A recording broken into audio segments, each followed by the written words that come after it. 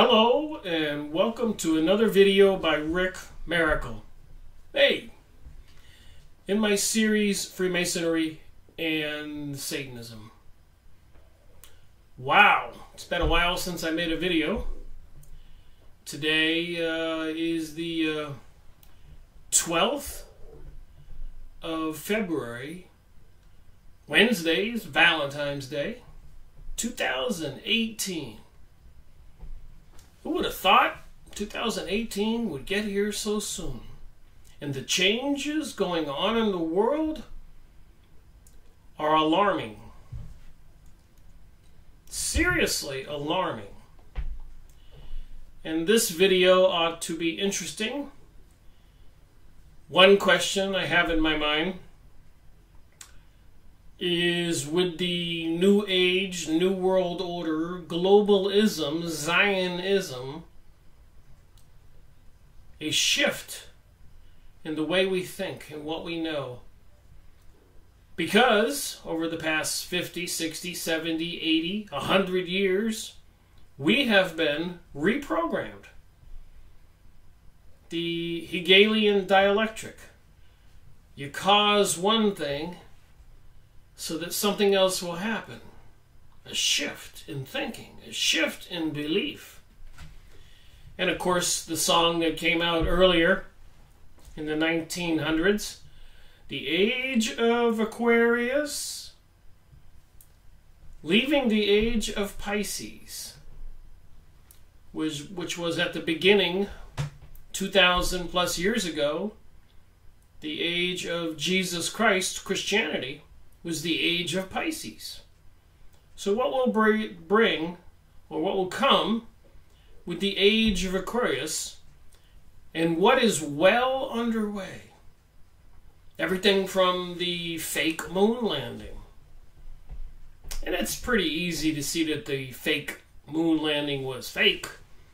Number one, they say they can't repeat that fake event. Number two, the rocket that launched the Apollo craft into orbit was, what, 10 stories high? A lot of fuel. That's just to get it in orbit. Then it has to do a trajectory around the Earth or whatever to get in alignment, to get the speed up to get halfway to the moon.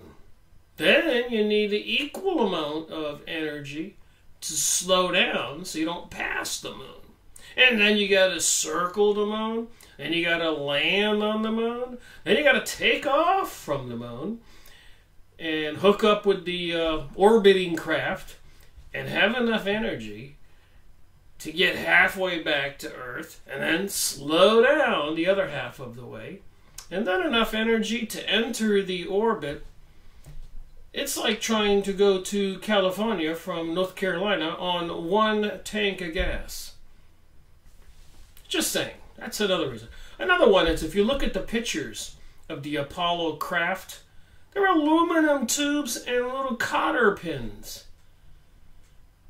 It just can't be done. And the technology back then, the shake, rattle, and roll, the vibrations. You know, they didn't have the serious transistor technology. What are they going to do, have vacuum tubes? Computerless? Well, these guys were driving it like a car. And then, of course, so much more evidence. And what? They went there, what, 7 times back and forth without an incident? How many space shuttles crashed, blew up? 911, inside job. Some Arabs did not do it with box cutters and the education from the caves. Mossad, Israeli agents, were even caught in the area and released. Some Israelis were videotaping the event and partying in New Jersey on a rooftop watching the event. So much more. And when the released Israelis went back to Israel, they bragged on TV about the event. World War I, World War II, the Balfour Agreement, so much more. And even prior to that, these people were trying to gain control of the world. Jewish people, and not all Jewish people. There is a difference. You got Orthodox Jewish people who think that Zionism is bad. And you got the Zionist, bankster, Illuminati, Kabbalistic Jewish people who were trying to destroy the Orthodox Torah Jews. Just like in the Christian religion, of course, you got the Baptists, you got the Protestants, Pentecost, Catholics, Science, Church of Science, Church of Christ, Lutherans, and including even in the Muslim religion, you got these Sunnis and the Shiites battling each other. So it's easy to play these different factions off and against each other. The Hegelian dialectic. So a lot of things that are happening were planned and executed with full intent of knowing the outcome, like dumping the chemicals in the sky since the 1980s. Chemtrails, they want us to believe, but it's sky spraying of chemicals and likely biologicals, and then the weaponization of microwave, gigahertz, microwave, radio frequencies, the digitation of everything, and everybody's walking around with an iPhone or a mega frequency cell phone, iPad, laptop computer, wireless. It's all being weaponized. For all I know, the weaponization may be complete. What, in 2015 with Jade Helm 15, they were testing all these software programs. So apparently when some catastrophe comes, something is planned. There's plenty of warnings on YouTube and even in magazines.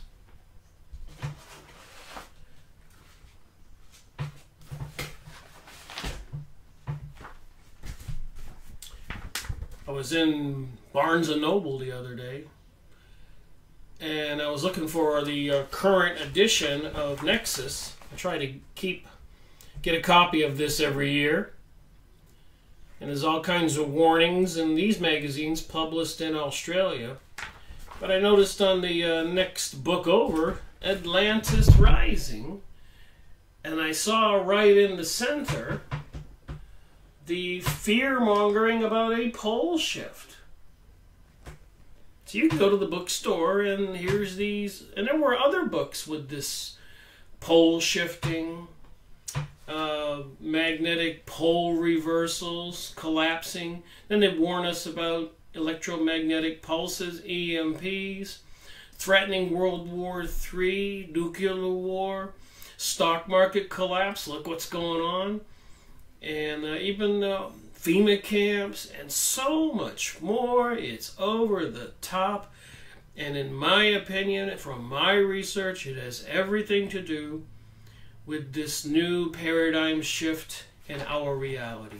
Somebody's trying to create a new reality, and they're even making movies about it. They're showing us Divergent, Hunger Games.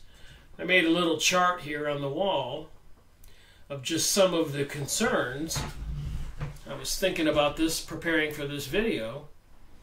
But you got controversial issues, the first sentence. Global warming, climate change, what is it?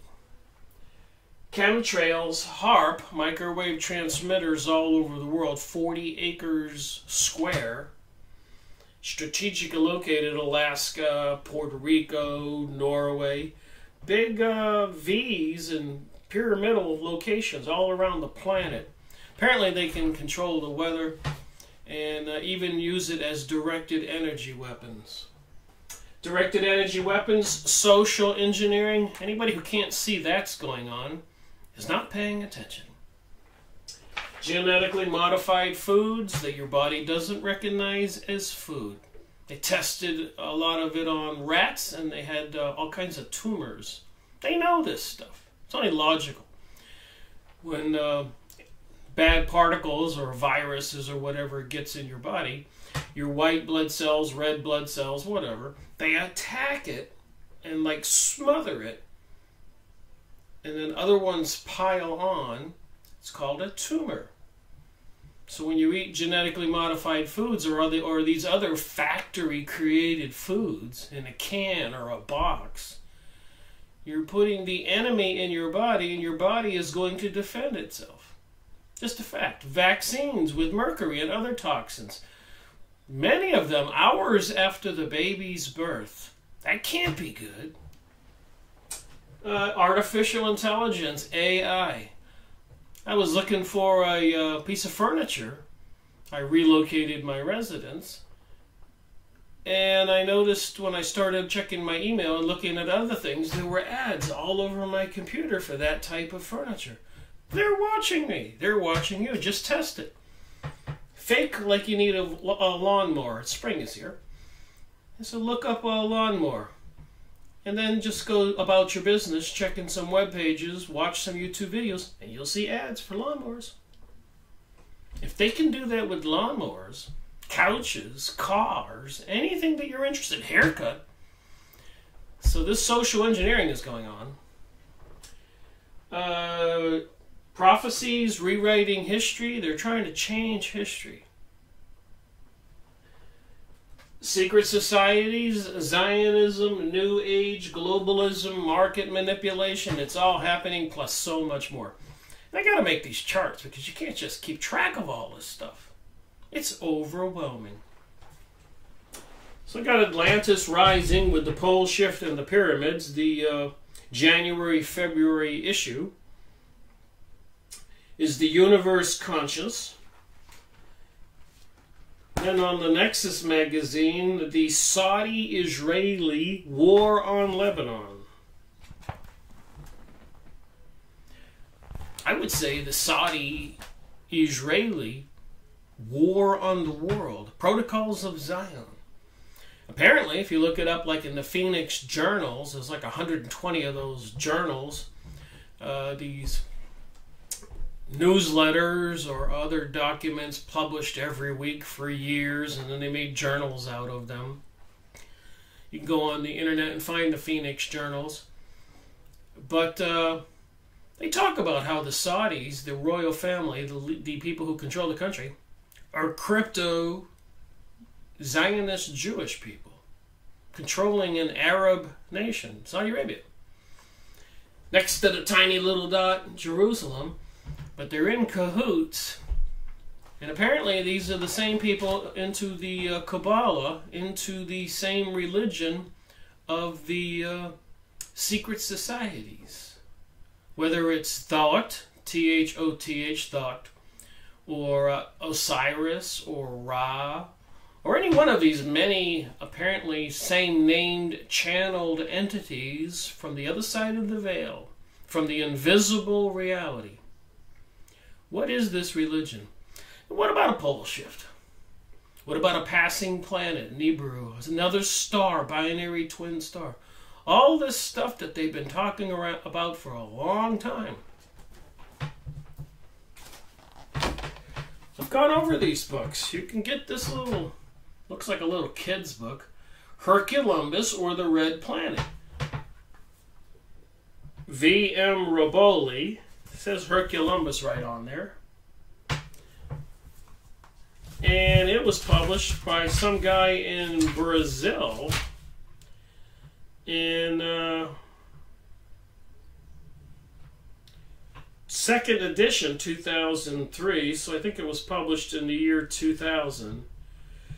Okay, nuclear test in the ocean. Herculumbus or Red Planet, life on Venus, life on Mars, interplanetary spaceships, astro unfolding. So this is not anything new, but the warnings on YouTube, all the fear-mongering, is off the chart again.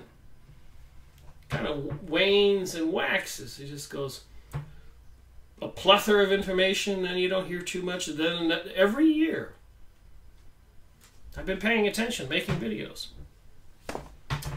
Here's another book. The Coming Global Superstorm. You're not going to believe this. Art Bell, Coast to Coast Radio. Can we trust Coast to Coast Radio? Who owns Coast to Coast Radio? One of the big names in movies and TVs. And Whitley Strieber, I made videos on his books. Look it up. Freemasonry and Satanism. But Art Bell was on Coast to Coast, quite famous, and apparently, for some reasons, he kind of disappeared. But when I found this book, I was a little bit astonished. Published in copyright the year 2000. What happened in the year 2000? At the December 31st of 1999, they expected all the computers to go bonkers.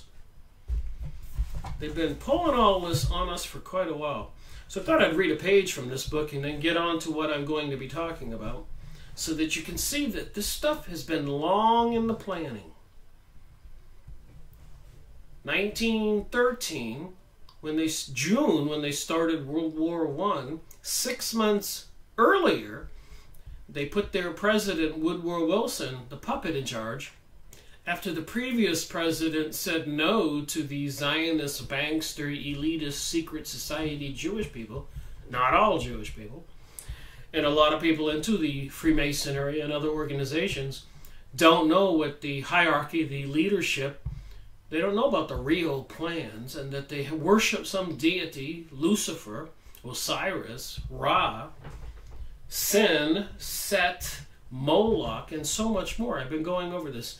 And it's so hard to even fathom it. I mean, you wouldn't believe it if you didn't see it. If you watch the Grammys and the Emmys and the Super Bowl halftime shows, Madonna, Beyonce, Lady Gaga, Katy Perry, you can see the symbolism like it was in Indiana Jones' satanic ritual. Same thing. If you just go watch them, you'll see it. So anyways, I want to read a page from this just to show you. This is published in the year 2000. Coming, the Global Superstorm. Christianity mixed the human tenets of Greek thought with the moral rigor of Judaism. The moral rigor of Judaism? That doesn't make sense to me. From what I understand, for 3,000 years, the Jews have been dispersed all over the world. It's called the diaspora. And 80, 90 different countries? You can go watch the videos on YouTube. People documenting these events. But they were exiled from Britain, exiled from Spain, exiled from France, exiled from countries all over the known world, Europe and Asia. Over thousands of years, wherever they went, they were pushed out. Other countries welcomed them, said, "Why are they treating you so badly?" And then a few years later, those countries were pushing them out. And not all Jewish people. A lot of Jewish people were opposed to this. But some of them were into the Kabbalah, which some Kabbalists were accused of sorcery. So apparently they were into magic, the ancient mystery religion. And they were using that for their personal gain or vengeance or whatever. Personal pleasure, torturing people. So I guess, the straw that broke the camel's back is when they were accused of blood libel, abducting little boys and hanging them up and puncturing little holes in them. You can look this up, don't believe me. Draining the blood fluid in buckets and drinking it or using it in bread for some Passover ritual celebrations. They were caught time and time again over thousands of years. So what is this mystery religion? So back to this thing here, moral rigor of Judaism emerging as the most ethically directed and yet compassionate religion yet seen. So Christianity, face value, the way that we were taught to think, us Christians, compassion and forgiveness was a huge part of the religion. But I have learned that the leadership didn't embrace Jesus and create Christianity, the Catholic Church, etc., out of benevolence, They did it for selfish purposes. The Roman Empire was losing its grip on power. And then the bishops and the popes and all the other people were caught doing all kinds of things. For some time, they even ran their own bordello, prostituting women.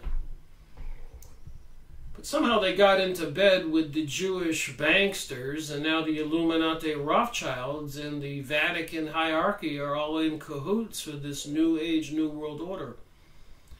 They're kind of concerned about we the people waking up.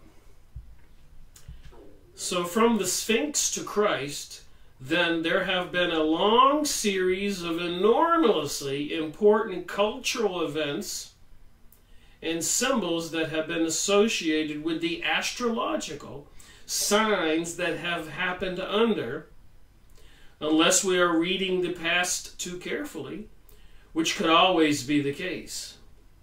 So enormous, important cultural events and symbols that have been associated with the astrological signs. So a lot of people are into astrology. It's big. Channeled material's big. I've been making videos on that, and I will continue to. And the more I learn, the more I understand and I can compare. But what do these invisible channeled entities have to say? We find these speculations fascinating and possibly useful. Like 911, fascinating. Possibly useful. Hegelian dialectic. Create an event like Pearl Harbor so you can have World War II. Create an event falsifying the sinking of a ferry with Americans on it over there in the Britain waters. Blaming it on the Germans so you can start World War I. We find these speculations fascinating and possibly useful, but as the kind of rigorous analysis needed to establish their objective value has not been done by cultural anthropologists or other scientists, we cannot be certain of our ground. I think me making videos going on my 5th year, researching since 2005 when I had a big 0 birthday, going on 14 years. If you watch my videos and a lot of other people's videos, read David Icke's books. I made some videos on David Icke and William Cooper and many others, 200 books behind me. This is series 181 part 4. It'll be a new book. The other 181 part 1, 2, and 3 was Talisman by Graham Hancock.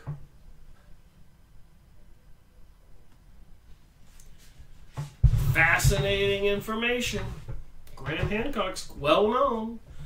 That's why I make these videos, so that people can maybe become aware of this stuff. There's so much out there that people are in denial.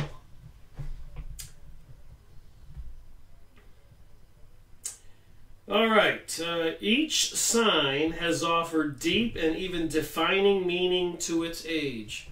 So like I said, at the beginning of the age of Pisces was the coming of Jesus Christ. And if you look at different events, you can see the different astrological signs, their symbols. And if you know anything about the sheep or the ram, you'll see where that fits. Or the one prior to that with the lion, you'll see where that fits. So there's something to our reality. It's like it's some gigantic revolution of taking us through these different philosophies or thinking. So with the different ages, by reading them in the context of only the simplest and most traditional interpretations of their meanings, what appears to be a level of planning in human civilization. So these astrological signs seems to be a level of planning with the human civilization. It's like they're playing a different game with us humans every 2,200 years, plus or minus, each astrological sign period. So you have the Dark Ages, you have the advancement of technologies, and you have the Golden Ages, the different astrological signs, if you want to study that. Planning and human civilization, that it is literally deeper than history is revealed. And the reason that a calendar as long-term as the zodiac would have been invented becomes clear. So do you believe in God? Do you think God invented the zodiac calendar and took us through these different ages? Pisces in our lifetime, and now the age of Aquarius. Long term as the zodiac would have been invented becomes clear. It is a template being used by whoever it is that is influencing human life on this massive scale. So this is the year 2000. Art Bell and Whitley Strieber, who wrote a lot of books on gray aliens, UFOs, and has a radio talk show and all that. Smarter people than me. This is 2018. This stuff's been going on for a while. How much can we citizens who are not part of the Kabbalistic secret societies, how long will we persist in trying to ignore this stuff? They're controlling the weather.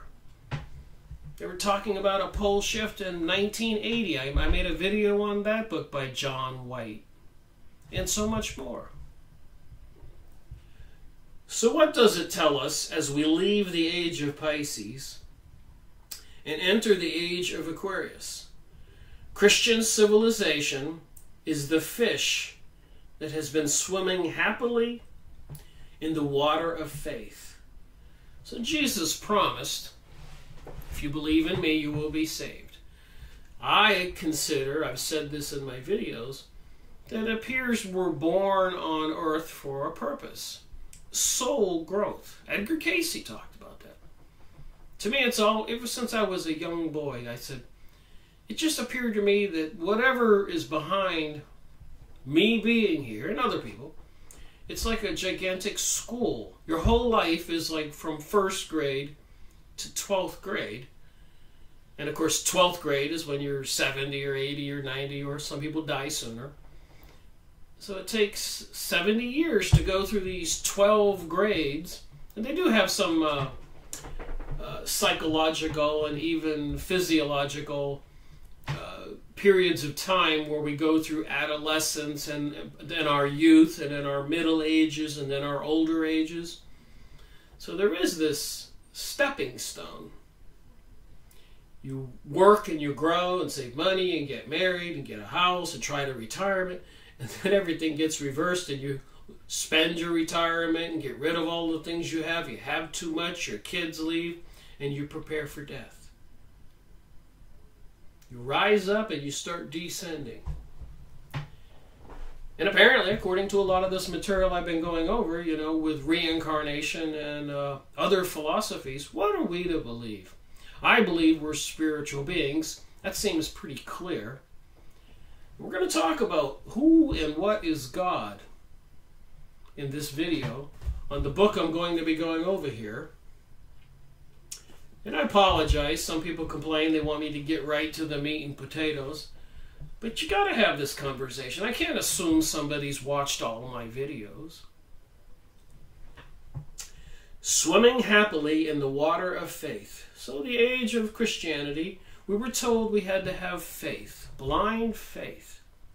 Everybody had a choice to make a decision of what they would be. They would be a giver or a taker.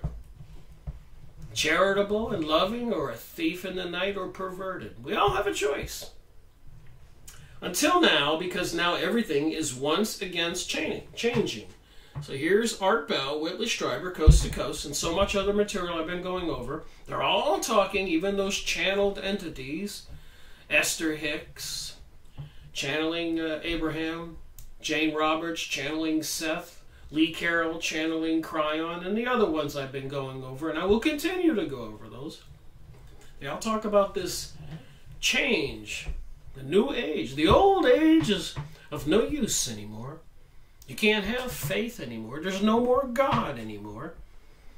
You've been fooled before. You're not being fooled now. The new age is here. And if you're a woman and you want to be a man, no problem. If you're a man, you want to be a woman, no problem. You want to be both sexes, no problems. Transgenderism, artificial intelligence. Humans are not useful. They're not efficient. That's what they're teaching.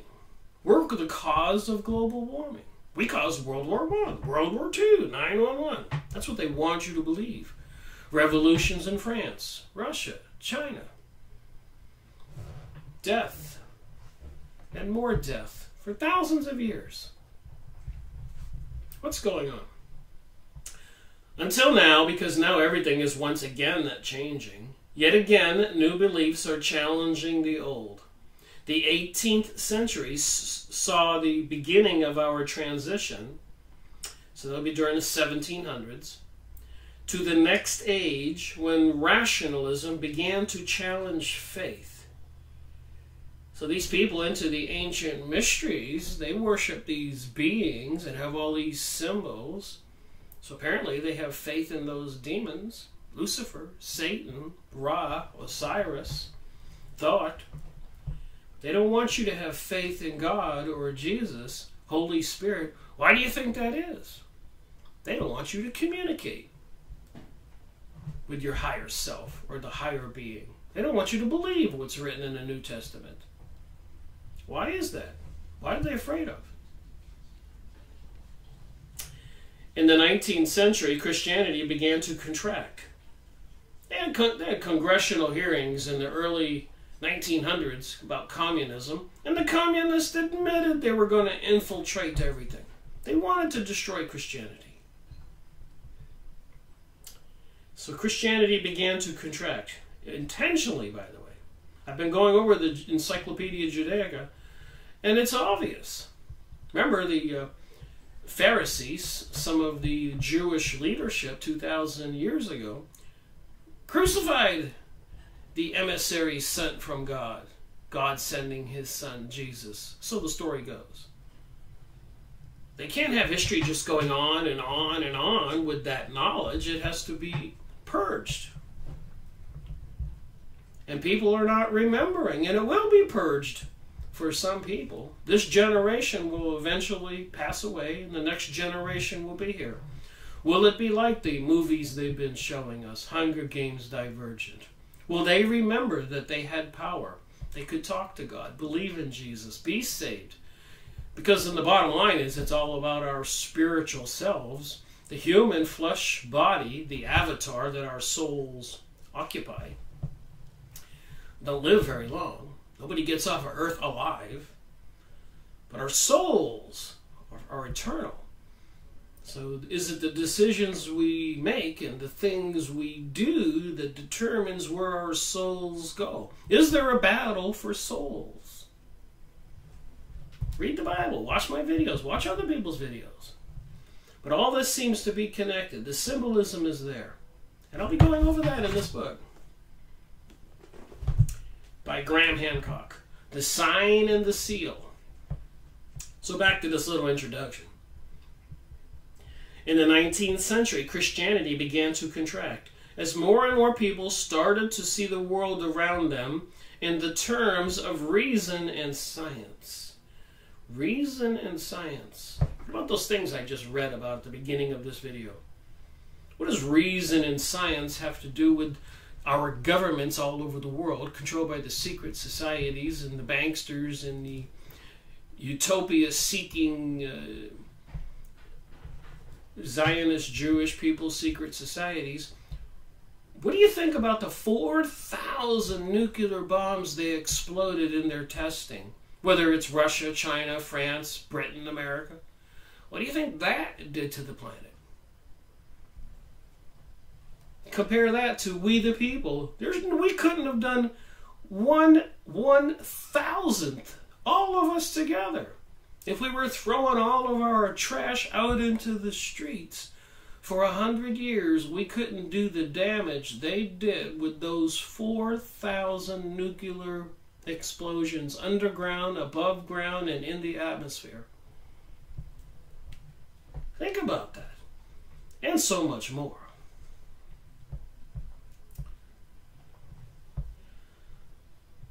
The 18th century saw the beginning of our transition to the next age, when rationalism began to challenge faith. In the 19th century, Christianity began to contract. I said all this. The world around them in terms of reason and science. And look what they've done with science.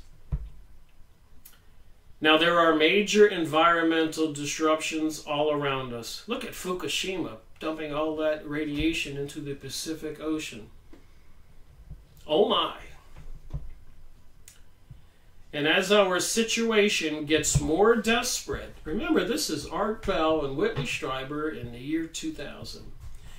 And as our situation gets more desperate, and if you read the Protocols of Zion, the guidebook for the Jewish people, the elite Jewish people, not all Jewish people, to take over the world and rule us like we're animals, they said they were going to do all this stuff. I've made videos about the Protocols of Zion. Go watch my videos. Go online and get the PDF of the Protocols of Zion, Z-I-O-N, for free. Download it. Get a highlighter, read it, highlight the things that just shock you, and you can see that they're doing, and show it to your friends. So as our situation gets more desperate, it becomes less and less clear that prayer is the best tool to use against the relentless mathematics of something like a global warming. Here we go. The words are in this book. Something like global warming, published in the year 2000 by Art Bell and Whitley Strieber. So I did listen to another video the other day, and I forget her name, but the point is the point. She said you can tell who's telling the truth and trying to help people because look at their view count on YouTube videos. My view count seems to rarely get beyond 50. She goes, those are the ones you want to be watching. And the ones who have view counts in the 20,000, 50,000, 100,000, that's all part of the propaganda. Those organizations are owned by the big corporations. Like, what's his name on? Is Alex Jones show, Infowars.com, owned by a big corporation? I don't know. I like to watch him, and he gives us a lot of good information. But then all of a sudden I hear something like a blooper, and I go, did he just say that? So it makes me wonder, what's going on? I guess we have to use our discernment. We can listen to these people, but we need to think, including what you listen to what I say. I want you to use your own brain. I'm just reading this book here, published in the year 2000, by two well-known people. Can a world, page 113 here, that just experienced the senseless murder of 200 million human beings in the 30-year upheaval that involved 2 world wars really count on or believe in a personal God who protects us and is concerned with our welfare? So they don't want you to believe in a God. Who created World War I, World War II, 9/11? Who is their God? We're going to get into that. What is a mystery religion? Those of faith say yes, but the average person looks at the dangers that surround him and wants something more practical and assured. Effective science, dynamic government, a social order, says social order here, willing to face problems and work toward their solution.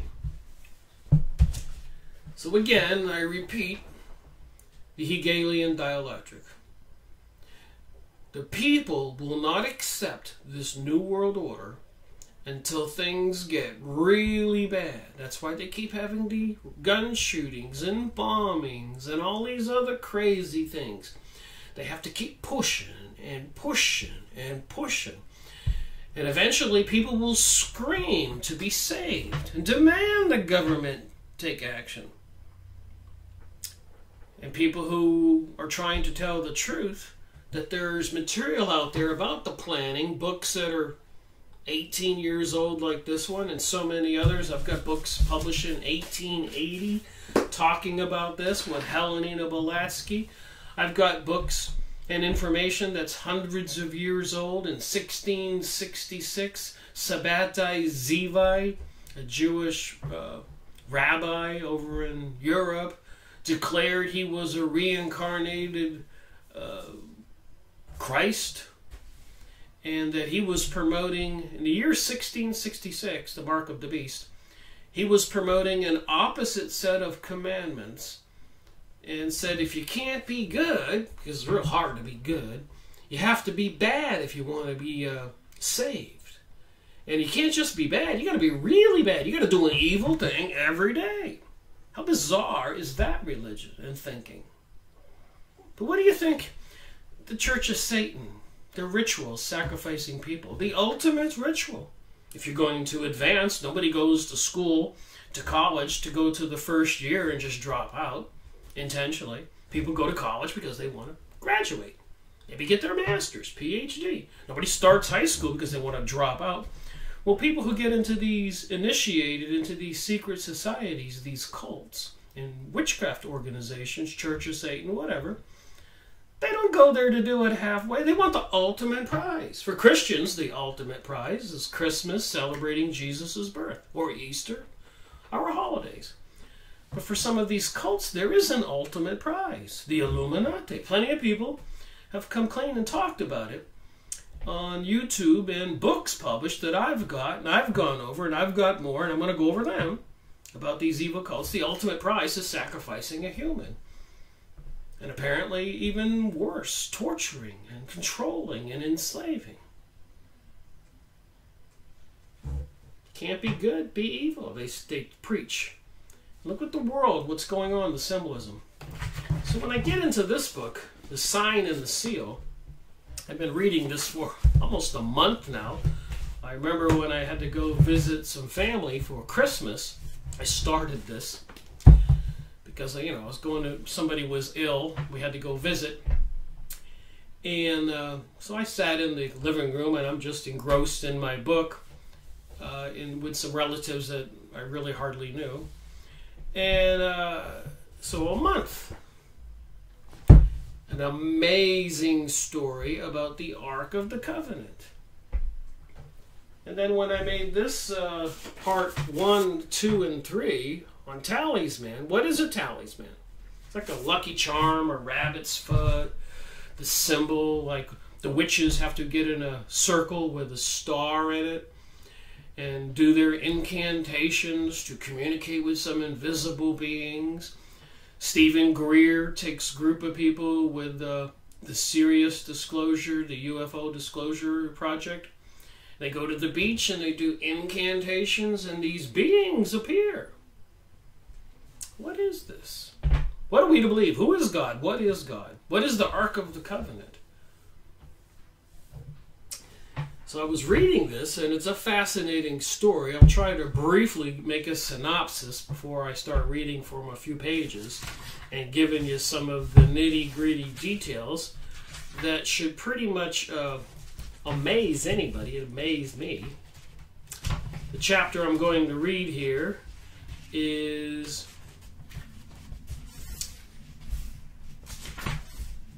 Magic or Method. What is the Ark of the Covenant? What can he do? Who is the God of the Jewish people who are said to be the chosen people? Are those fair questions? Is it the same God of Christians who believe in Jesus? And his spiritual entity was sent to be in that physical baby's body to teach we humans.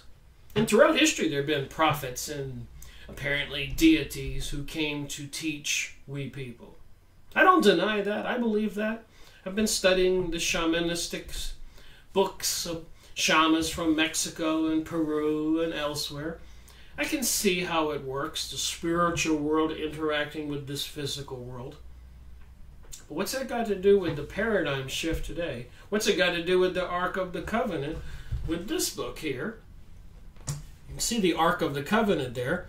Apparently, when, I'll tell you the story if you don't know, and with the dumbing down of the world these days, a lot of people probably don't know the story. But anyways, for 400 plus or minus years, apparently, the Hebrews wanted to leave, or are said to have been enslaved by the Egyptians.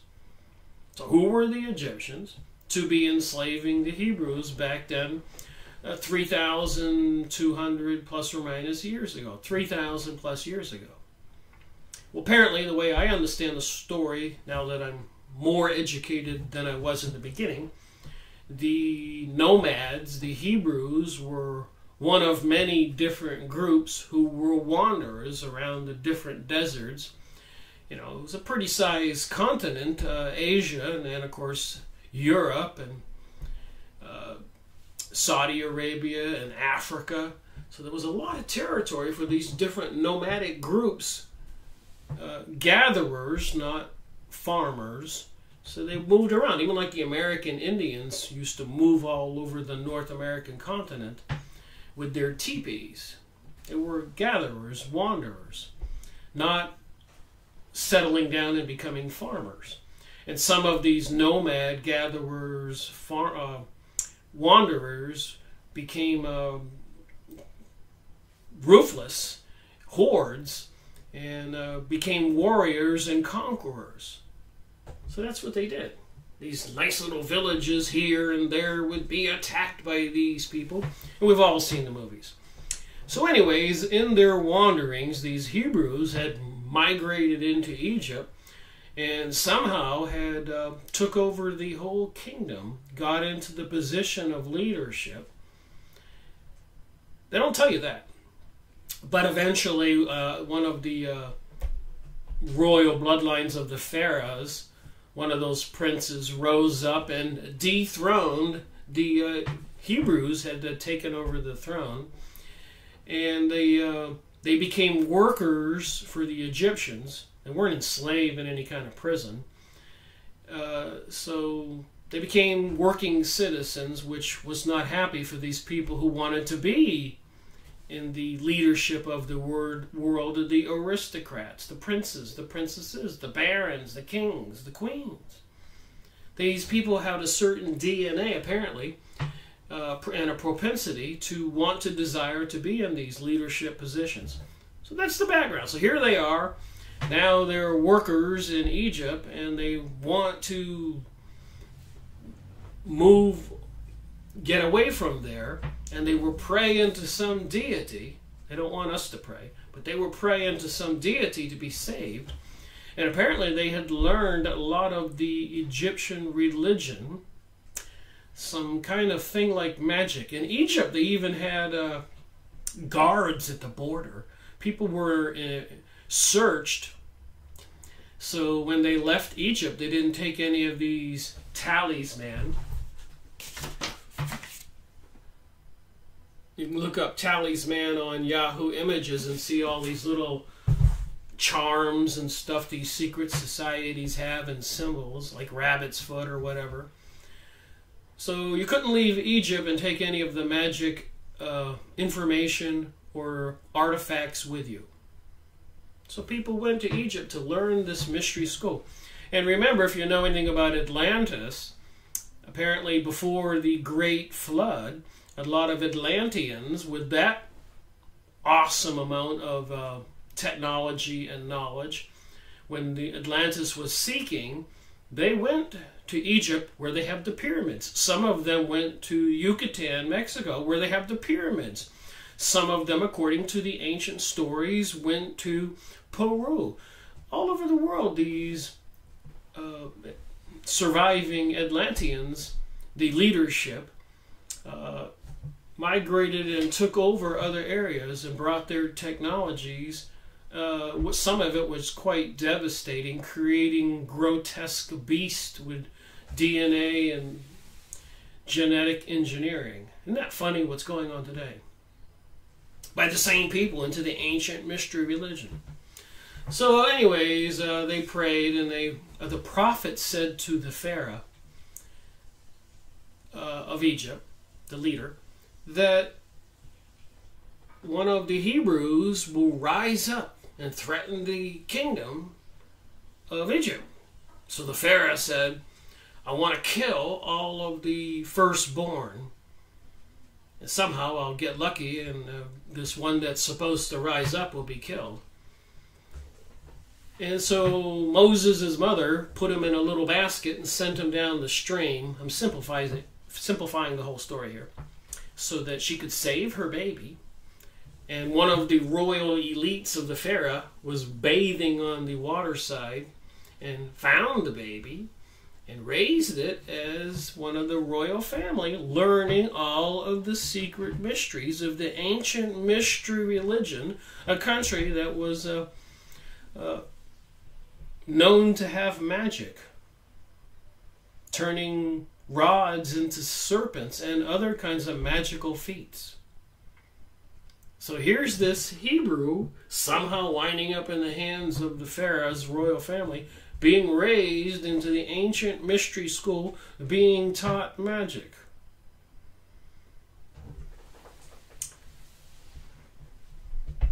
How fortunate for the Hebrews, because when Moses found out that he was a Hebrew, he took off all the royal clothes, if you've watched the movie, and goes down into the Hebrew village to try to find his mother, and he does. And he uses that magic to bring plagues and devastation on the Pharaoh. But the Pharaoh doesn't give in. So what does Moses do? He does another magical feat and kills all of the firstborn of the Pharaoh's family and all of the Egyptians, even the firstborn of the animals, the males or whatever. So here's the Pharaoh having the firstborn of the Hebrews killed. Then when Moses comes into realization he's a Hebrew, he uses the same magic to have all the firstborn of the Pharaoh's family killed. Makes one wonder, wait a minute, who is God? Is God the one who supplied the Pharaoh with the magic? Is God the one who supplied Moses with the magic when they're both using the same magic? And even when Jesus was born, was it Harmon? I forget his name. Haran, king of the Jews, who actually was placed there by the Romans of Judea 2,000 years later, after this Moses' situation where the Jews were guided out of enslavement in Egypt, so the story's told. But stories are changed over the years. So anyways, 2,000 years later, the king of the Jews, his prophet tells him that one of the Jewish people, Hebrews, is going to be born to threaten your kingdom. So wait a minute, this is the Judea, Jewish kingdom. And this prophet's telling that king, and he orders all the firstborn of the Hebrews killed.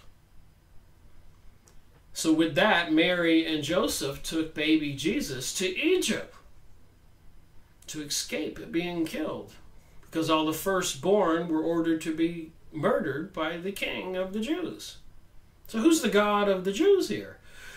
Jesus, his mother, and Joseph taking the baby, fleeing because the king wanted all the firstborn killed. Just a fascinating story when you contemplate it, about all these incidences. So what's it got to do with this story? I've been reading this book about the Ark of the Covenant. So when Moses guided the Jews, Hebrews, away from Egypt, they had to part the Red Sea. You know the story. Most people know the story. And the waters rose up, and all the Hebrews could march across the sea on dry land, with the Roman army coming after them. And as soon as they got to the other side, and the Roman army entered the water, the waves came down and killed everybody. And there was even some archaeological information I read not too long ago that some scuba divers did some scuba diving there in the Red Sea. And apparently they found some ancient chariots and all that. Some debris left over from the big crashing of the water. What are we to believe? Who is the God of all this? So anyways, apparently the weapon that made them part the sea or do whatever they did, the Ark of the Covenant. So when Moses went up to the mountain to talk to God, a burning bush, a glowing light, whatever you want to call it, this deity gave him the 10 Commandments. Then Moses comes down the mountain, his face is all glowing. And what did the Hebrews do while he was gone? They had collected all the gold and built a golden calf and were having a Egyptian religion cult ritual, a ceremony. But it was a drunken orgy of sex and drinking. It was worshiping this golden calf. It ticked off Moses, and he smashed the tablets and punished the Hebrews, and he had to go back up to the mountain for 40 days and 40 nights to get 2 more tablets.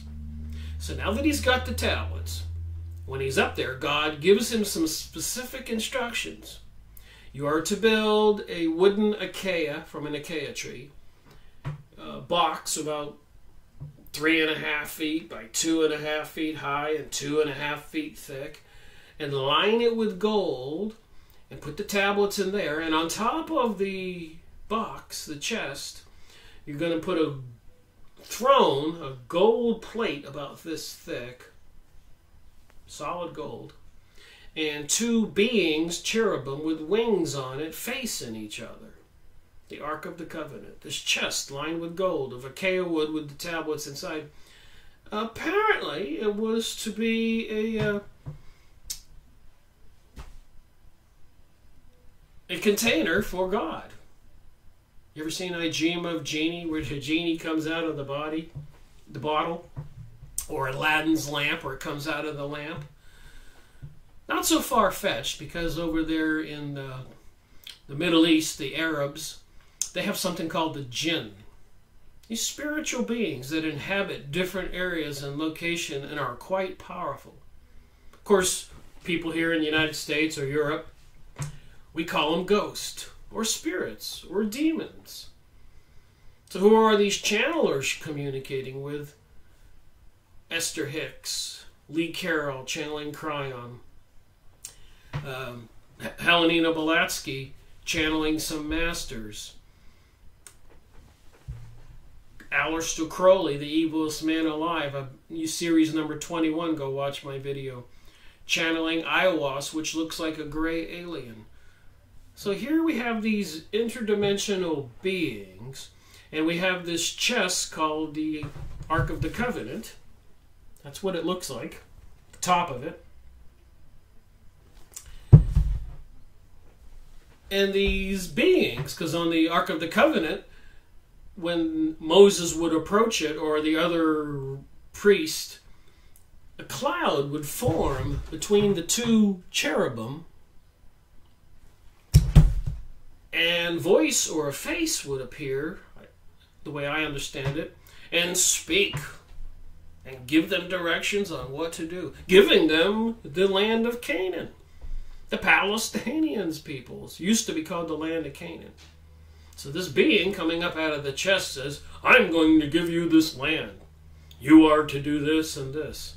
And as I read from this chapter, page 268, it's quite an amazing story. Sorry it takes me too long to get here, but all this background information is important. Magic or method?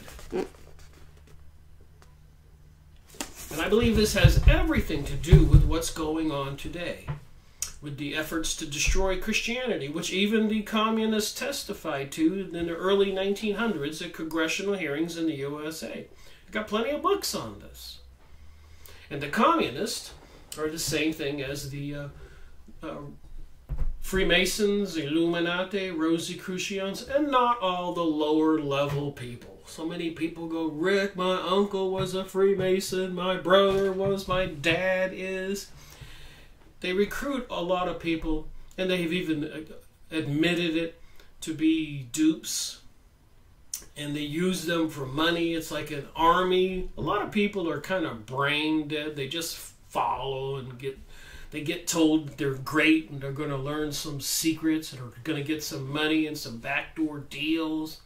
So they join these organizations, not knowing the truth. So you want a little bit of proof of this, what I'm saying?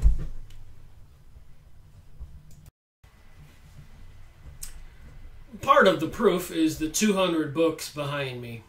If you go watch my videos and you get to this point, Series 181, Part 4, you know, if you watch some of my other videos, if you've investigated and read David Icke's books or many other books, William Cooper, Bill Cooper, Beware of a Pale Horse, and so many more, or you even know the Bible a little bit, you know a lot of this stuff. But there's a lot of things you don't know. For example, the Freemasons, Holy Bible, says it right there. The Masonic edition. And they're into the ancient mysteries. I've been going over that, making videos on that stuff. A lot of them, too. A lot of it's kind of a secret code. They say one thing, but they're alluding to something else. The mystery. I made this was my first video. I made Series 1 on the Masonic Bible, showing all the connections to Egypt and the ancient mystery religion and so much more. But it does have pictures in here of the Ark of the Covenant. So the story gets a little more fascinating.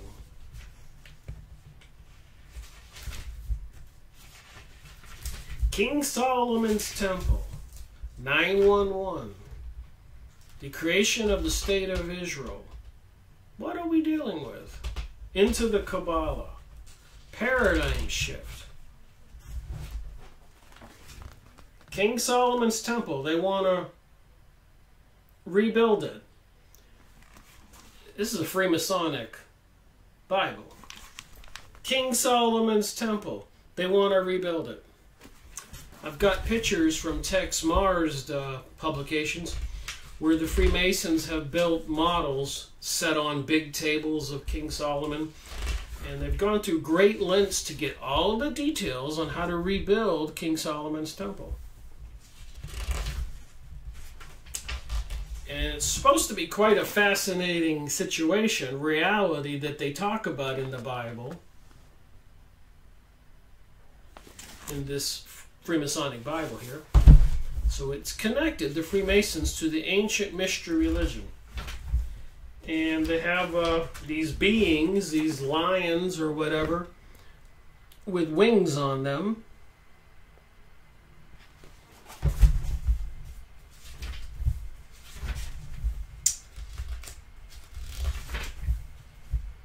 And they have the Ark of the Covenant.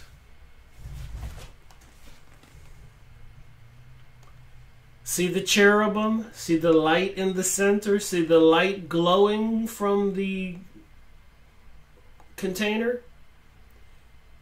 The chest with the plate of gold and the two cherubim and the rays? Does their God reside in this chest? Yiwa, they call him. It's in here. Nobody can deny this. So the short story is, when Moses came down the mountain, while he was up there, God gave him specific instructions on how to build the Ark of the Covenant, a chest lined with gold with the cherubim, specific dimensions. And if you know anything about the Kabbalah or witchcraft and all this, it's all about dimensions and symbolisms and shapes. Like the witches get in a circle with a star to do their magic. And the obelisk, the George Washington Monument in front of the Capitol building with the dome. The dome is a female womb. The obelisk outside George Washington Monument is a phallic unit. The Vatican has a dome facing the phallic unit. In Egypt, they have the domes facing the phallic unit. And they have them in all our city square. A lot of our courthouses are domes facing the phallic unit. Part of the ancient mystery religion of Osiris and other stories. But apparently, Osiris's brother Set killed him and cut him into 18 pieces and spread them all over the world. And Isis was grieving and wanted to get her husband's brothers back, so she searched the world over and found 17 pieces. She couldn't find the 18th piece, the phallic unit. So the story goes is, anyways, they had a son named Horus, and Horus is represented by the all-seeing eye. And of course, Horus, the all-seeing eye, is on the back of the $1 bill with the rays behind it, and the rays you just saw on the Ark of the Covenant. So there's something going on here in North America, the world, where these ancient mystery school worshippers, into apparently something about including Lucifer, Satan, Osiris, Ra, Thoth, Moloch, have many names for these deities. Is it all one deity? And as we already know, in France they speak French, and in Spain they speak Spanish, in Britain they speak English, and in Japan they speak Japanese, etc. So they would have different names for the same thing if you had a different language. So through the ages, the names, if you check the spelling of the names or the different phonetics, you find out it's pretty similar beings they're talking about. So they built the Ark of the Covenant the way God told Moses to do it. And apparently it contained this deity that would speak to them. And it's in the Freemasonic book here. And I think this is a religion that's behind all this stuff going on in the world today. Even this book, I have series number 2 in my series. So interesting to look back. A PhD Jewish author in Canada, Henry Mackau, writes a book, Illuminati, the cult that hijacked the world, which has everything to do with this Ark of the Covenant. So anyways, the biblical story goes like this, to finish the story. They finally made it to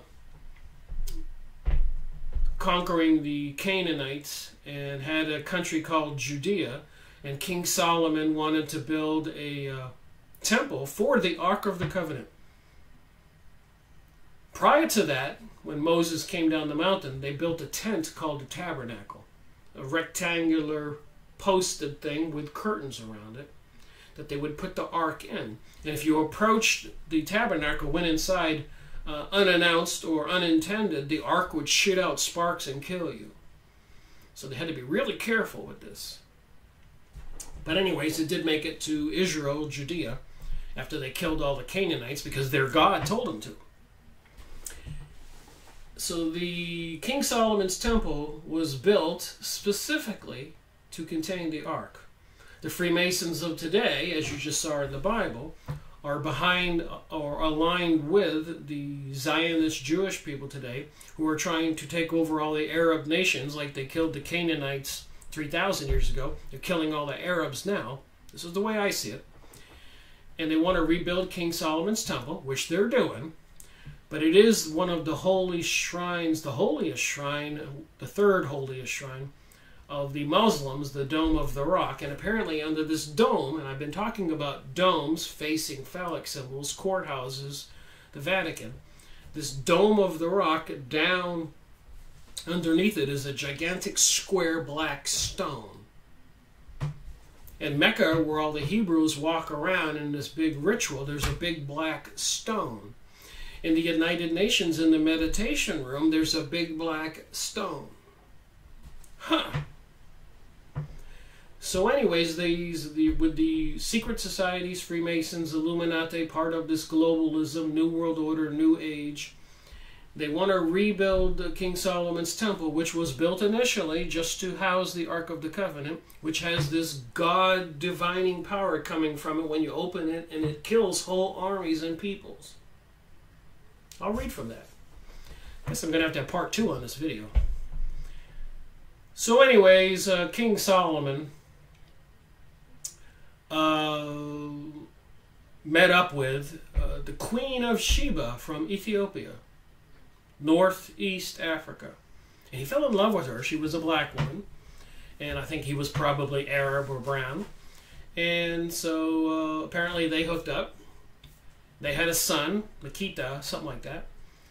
And the way the story goes, apparently King Solomon embraced the religion of the Queen of Sheba from Africa, which offended his God, so the Jews were punished. But in any event, the son of the Queen of Sheba and King Solomon stole the ark and took it to Ethiopia. And the early Knights Templars went to, during the 800s, I believe, plus or minus, 900s, 1100 years ago. And the Muslims were in control of the Dome of the Rock and the temple. But these Templars asked for permission to take over the king's palace for their own personal residence. And apparently, for some strange reason, the king, who had just remodeled the temple for his residence, gave it to the Knights Templars, who locked themselves in there for 4 or 5 years, digging everywhere looking for something. The Ark of the Covenant. They did find some artifacts and some information that apparently led them to some of the secret mystery school knowledge, magic. But they also became aware that it had been stolen, the Ark of the Covenant, and taken to Ethiopia. And if you remember, not too long ago in history, the Ethiopians over there in northeastern Africa were starving the whole country. So apparently these people who control our world were destroying Ethiopia and the population in pursuit of trying to find this Ark of the Covenant. And since 9/11 and before, there have been archaeological digs all over the Middle East, even with Zechariah Stitchins reinterpreting the Sumerian tablets, bringing us the story of the Anunnaki, planet Hebrew, and so much more, etc., etc., etc. All this stuff is connected. So later on, these Knights Templars became the Freemasons, and the Freemasons were part of or taken over, controlled by the Illuminati, who also have sacrificial rituals where people have escaped the Illuminati, and you can go on YouTube and watch these people talk about it, and you can get the books. So you got witchcraft organizations sacrificing people, you got the Illuminati sacrificing people, you got King Solomon's temple. Back then they used to sacrifice animals, and non-Jewish people were called goy and goyim, which means animals. The Jews for thousands of years were accused of blood libel and run out of countries for rituals performed on young boys and probably other humans to extract the blood to use in some kind of bread for some kind of ritual. The ancient mystery religion. So where are we today? In entering the age of Aquarius and bringing us a new age, like we just read about just 2 pages in Global Superstorm Coming. And these things I talked about here, all these apparently attacks on humanity that are here, dumping chemicals in the sky, creating all these 5G network, microwave transmission systems, Jade Helm 15, testing all this software and stuff, directed energy weapons apparently in California, weather control with HARP systems with the hurricanes, and all this other Hegelian dialectric activity, preparing to crash the stock market or destroy the food supply, and have people begging to go into a FEMA camp. What kind of reality are they bringing us? And getting back to the Ark of the Covenant that could speak to Moses and apparently other leaders, again I ask, is there God residing in this box? Who is this Yewah God? Is it the same God that was the father of Jesus and the Holy Spirit? I think not. And a lot of Jewish people that are anti-Kabbalistic Jews, Torah Jews, are not happy with the Talmud Jews. And they wrote books, I've been going over them, by PhD and other well-known rabbis, telling us, if you watch my videos, I've got about 600 hours, and a lot of it is warnings, and many of the books are Jewish authors, telling us about these Kabbalistic Jews who maybe are into, and it doesn't have to be a Jew to be into witchcraft or into these secret mystery schools. You might have to sell your soul,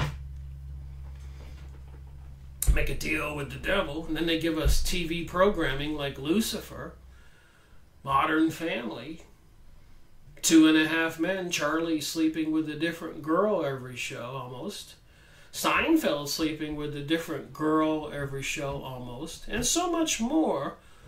Mind control, paradigm shifting, rewriting history, rewriting the way we're thinking. And every time people turn towards the dark side throughout history, God smited or destroyed cities and whole countries as punishment for going to the dark side. I didn't make this stuff up. If you know anything at all or you've been paying attention, Sodom and Gomorrah, so much more. So let me read about this material, about this Ark of the Covenant, chapter 12 in this book. I've been reading hundreds of pages here. This is 273. And this was by Graham Hancock. And I'm not trying to do an audio book. I encourage people to get this book.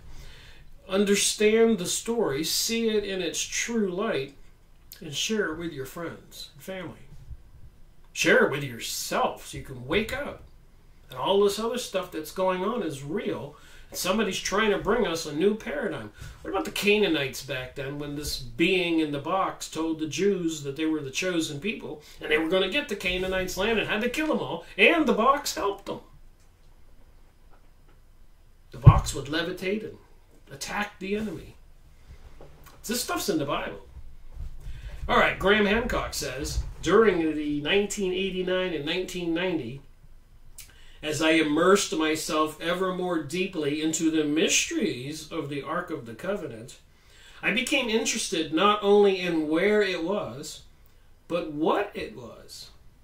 Naturally, I turned first to the Bible, where the earliest mention of the Ark occurs during the period of the wilderness wanderings, immediately after the prophet Moses had led the children of Israel out of their captivity in Egypt around 1250 BC, 3,250 years ago. In chapter 25 of the book of Exodus, we read that the precise dimensions of the sacred relic and the material to be used in its construction were revealed to Moses on Mount Sinai by God himself. I am doing something new with this video. If you want to leave me a comment, I would appreciate it. But I'm using a microphone. I used to just use the microphone built into the laptop. But it's time to make some changes, try to make better videos, better sound quality. YouTube did tell me that they were going to demonetize my videos, take away some special privileges, because I had not reached 1,000 subscribers, but 90% of my videos are not eligible for monetization because they're not advertiser friendly. So who controls our world? And I can see why they would not want my videos with their advertisements. But anyways, I've got 600 and something subscribers. So I think it would behoove people to tell everybody about my videos and tell them they need to subscribe. I need to get over 1,000 subscribers to maintain my channel in the status that it's in. Not that I've made a cent off of YouTube, I have not. They said they're changing the rules, and a lot of people have heard this. A lot of other people making videos said that YouTube is changing the rules. And who owns YouTube? Is that Google? Who's behind Jade Helm 15 and the RAND Corporation and all these other elites into the secret mystery school? They use the symbolisms in their corporate logos. It's all true. And why are we here on Earth? Is this really a school? Are we supposed to wake up? I think so. So anyways, God himself tells Moses the dimensions on how to make this ark. You are to make me an ark of acacia wood. You are to make me, this is God speaking to Moses, an ark of acacia wood, 2.5 cubits long, 1.5 cubits wide, and 1.5 cubits high, a rectangular chest measuring 3 feet 9 inches by 2 feet 3 inches, etc. You are to plate it, inside it out, with pure gold, and decorate it all around with gold molding. So this God that's going to reside in this chest, I guess, wanted a nice little residence. You will cast 4 gold rings for the ark and fix them to its 4 supports, 2 rings on one side and 2 rings on the other. You will also make shafts of acacia wood plated with gold and pass the shafts through the rings on the sides of the ark to carry the ark by these. So they made a box and they put holes in the box and they put these shafts through the box so that you could take 4 guys carrying a shaft each to carry the box. The shafts must remain in the rings of the ark and not be withdrawn. Further, you are to make a throne of mercy. That would be that gold plate I showed you that the 2 cherubs are kneeling on.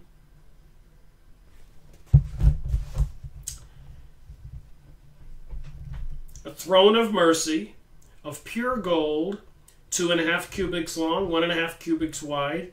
For the 2 ends of this throne of mercy, you are to make 2 golden cherubim.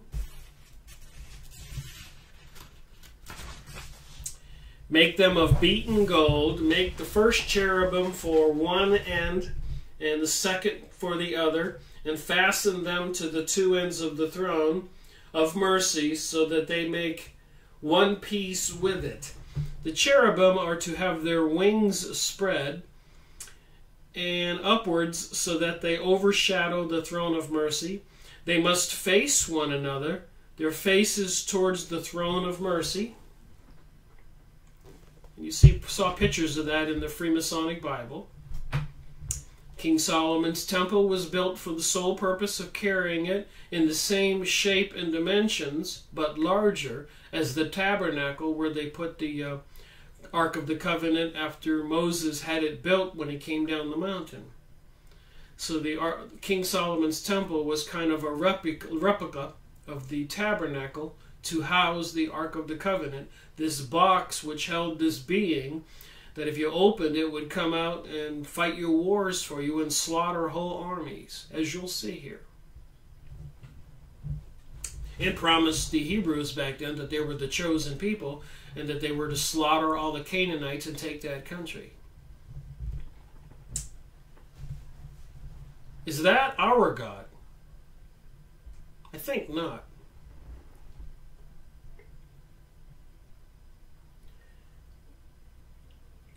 There I shall come to meet you, and there from above the throne of mercy, from between the 2 cherubim that are on the ark. So there is where God will come, the ark of these people, these Hebrews back then, to greet them.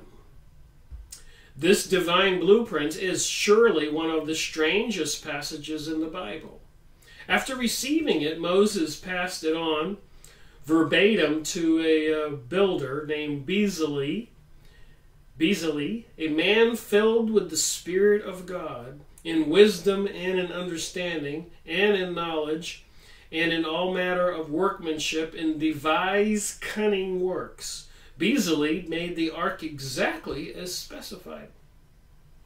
Then when it was ready, Moses placed inside it the 2 tablets of stone, the 10 Commandments, also given to him on Mount Sinai, on which God had inscribed the 10 Commandments, the sacred object now pregnant with its precious content. So the Ark of the Covenant, this gold-plated box, is now pregnant with the precious contents, was then installed behind the veil. This would be the tabernacle, the 4 posts with the curtain around it, in the Holy of Holies of the tabernacle, a portable tent-like structure that the Israelites used as their place of worship during their wanderings in the wilderness.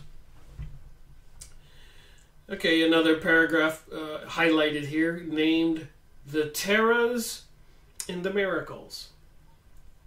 Soon, terrible things began to happen. So you got the story, how they built the ark, what they did with the ark that's inside the tent. Soon, terrible things began to happen. The first concerned Nadab and Abihu, 2 of the 4 sons of Aaron, the high priest, who was Moses' own brother.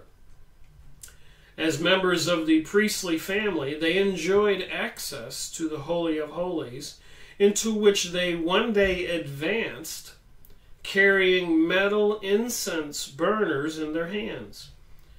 So Moses' brother's 2 sons, 2 of his 4 sons, approached the ark with some incense burners. There, according to the book of Leviticus, they offered strange fire before the Lord, which he commanded them not. The devastating consequences was that a flame leapt out from the ark and devoured them, and they died. So the box killed them. The Lord, they call it the Lord. And the Lord spake unto Moses after the death of the 2 sons of Aaron. So the box is now talking to Moses. When they offered before the Lord and died, the Lord, speaking from the box, said unto Moses, Speak unto Aaron, your brother, that he come not at all times into the holy place, into the tabernacle, the tent with the curtain around it, where they put the box, the Ark of the Covenant. So not to come at all times to the holy place, within the veil, before the throne of mercy, which is upon the ark. And he did not, for I will appear in a cloud upon the throne of mercy. So when you approach this ark, between the 2 cherubim, a little cloud would appear, and there would be God speaking.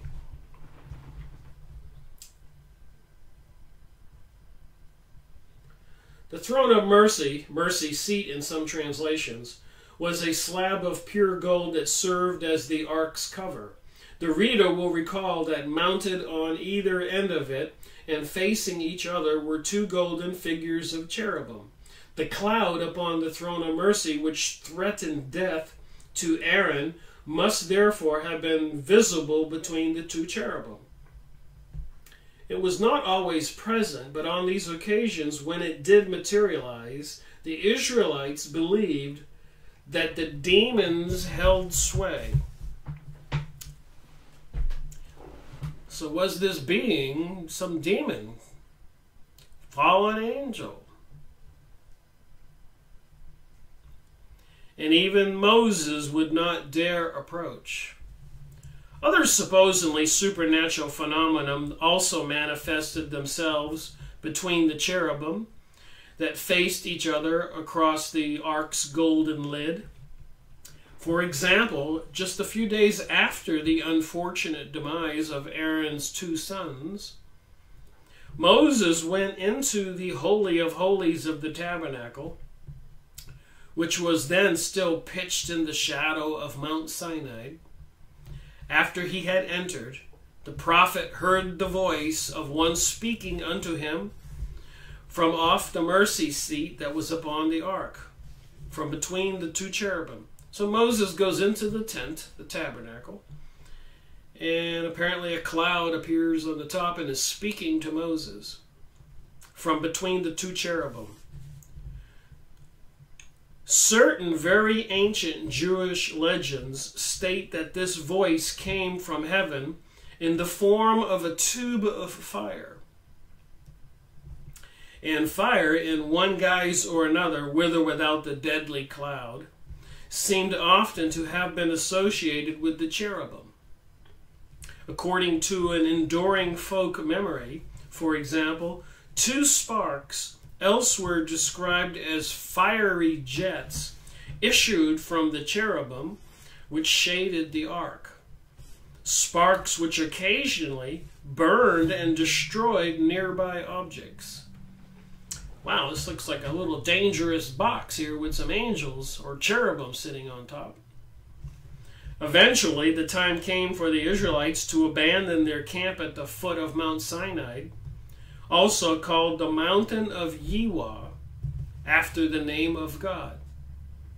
So I talk to a lot of people, even Christians, and they go, Yiwah is my God. And I'm thinking, that's not the way I learned it. Even Jesus, I made some videos on the Bible, on the first 4 books, Matthew, Luke, and John, and Mark, the first 4. Go watch my videos. But when they were trying to praise Jesus for the miracles that he did, he said, why are you praising me? You should be praising the Father. So this would be in the spiritual realm. But they got this box with this being in it, and it's called Yiwah, after a mountain of God, Yiwah. They set out from the mountain of Yiwah and journeyed for 3 days. The Ark of the Covenant of Yiwah went at the head for this journey for 3 days, searching out a camping place for them. So they're on their way to the land of Canaan.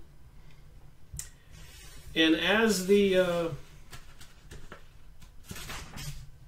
ark set out, Moses would say, Arise, Yiwah, may your enemies be scattered, and those who hate you run for their lives before you. And as it came to rest, he would say, Come back, Yiwah, to the thronging host of Israel. So what do you think? Why are they trying to destroy Christianity? Why did they crucify Jesus 2,000 years ago? Why did they bring us World War I, World War II, 9/11? Why are they destroying all those countries in the Middle East? Why do they want to rebuild King Solomon's temple? Why do they have all these secret societies? Why are they trying to bring us a new age, new world order, globalism? And they're going to make the people beg for it. There are all kind of warnings right now that it could happen days from now. An EMP or some calamity, planet passing by, pole shift. There is a plan in place. They're bringing on the 5G network.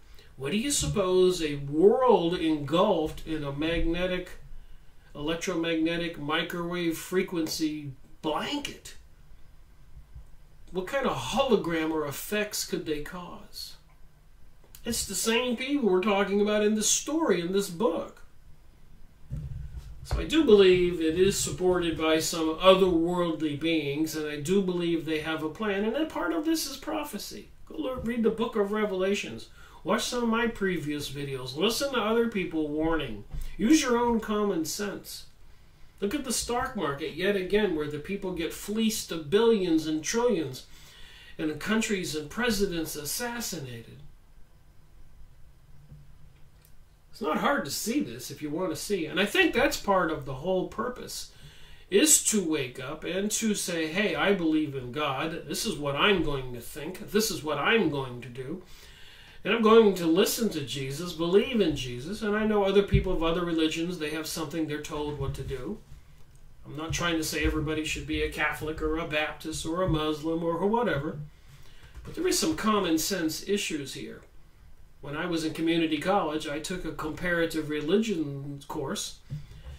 And the commandments that the deities gave humans were pretty much the same. Don't kill, don't steal, don't lie, and all this stuff. So we all have a choice. And the temptations are out there. The Lord's Prayer says, lead me not into temptation and deliver me from evil. Why would it say deliver me from evil? Evil must be existing, and we must be tempted every day. And I'm not trying to be a religious preacher or teacher here. Our reality is in danger. Back to this book.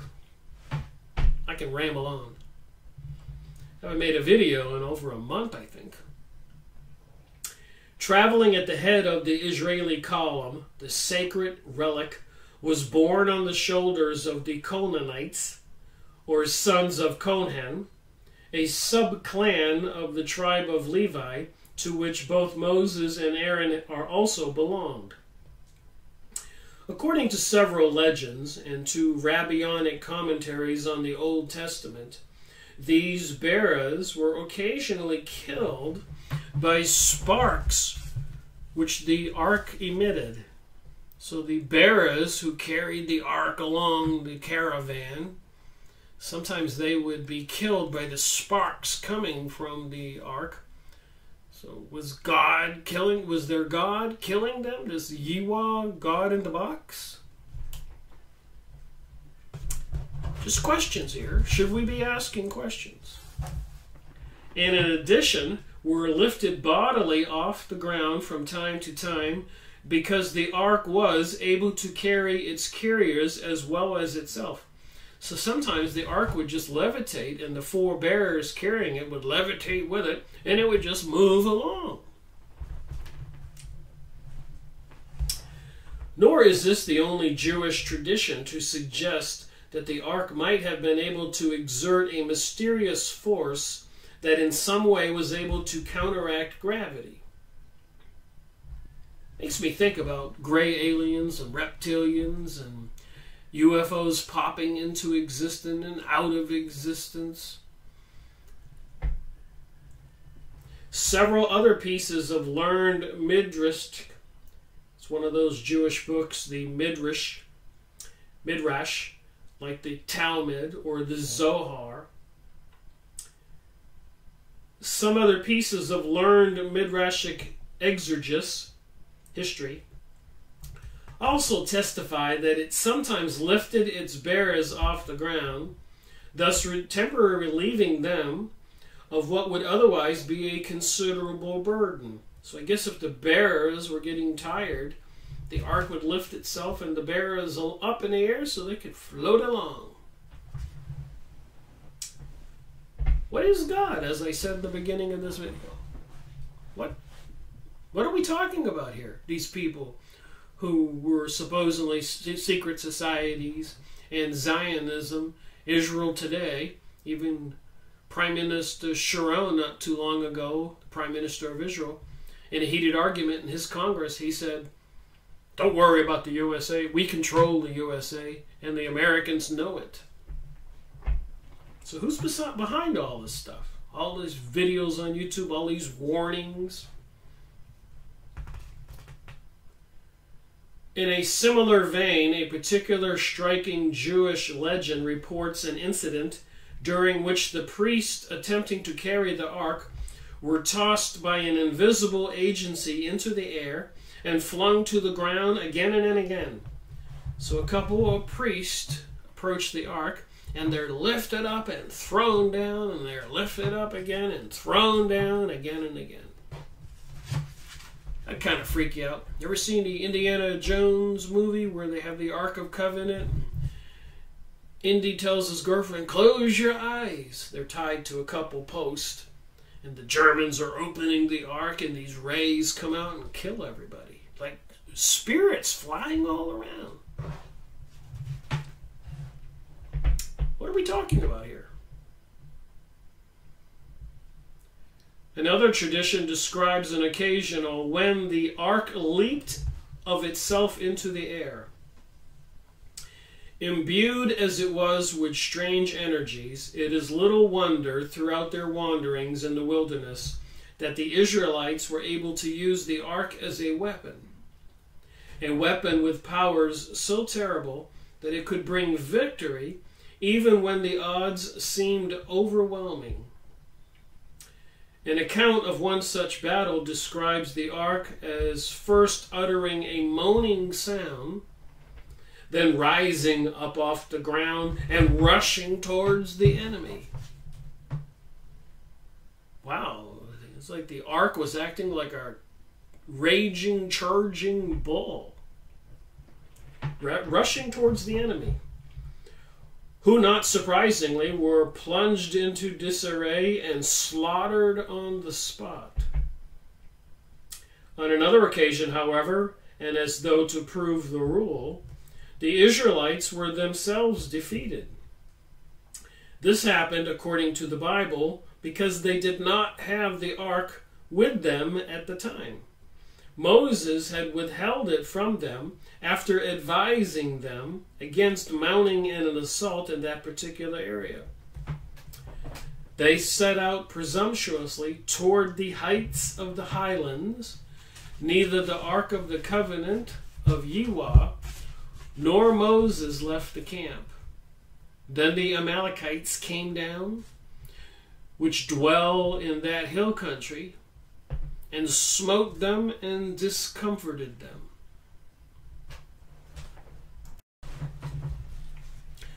Amazing information? You think? Got some other books here to go over. So this is 181 part 4. The first 3 were on the Talisman book, which I probably need to keep on sharing this research. But I got the message of the Sphinx, Egypt. Got the Mars mystery, Graham Hancock. Got another book here I've been reading, The Secret Zodiac of Washington. There's that dome facing the obelisk, the woman's womb facing the phallic unit. What is this ancient mystery religion? Here's another book, The Secret Temple, Peter Levenda. I keep discovering these authors. Look at the all-seeing eye. Think of that cloud, that voice coming from the top of the Ark of the Covenant. Is this God? What do you think?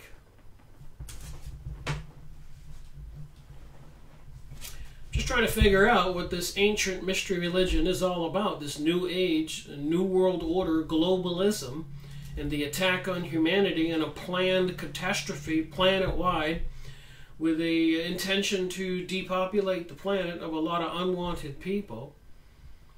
And the things going on trying to herd the people into the cities. Something strange is going on. And remember, we're all spiritual beings in these biological bodies. So this is a battle on another level.